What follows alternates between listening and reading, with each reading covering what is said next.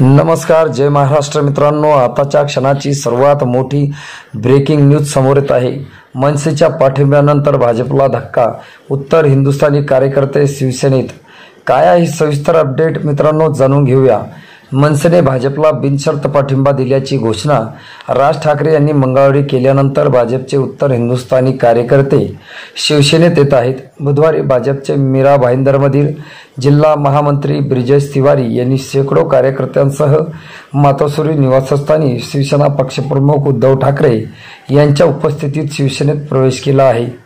यावेळी शिवसेना नेते खासदार राजन विचारे, विधान परिषदेतील विरोधी पक्षनेते अंबादास दानवे आदी उपस्थित होते।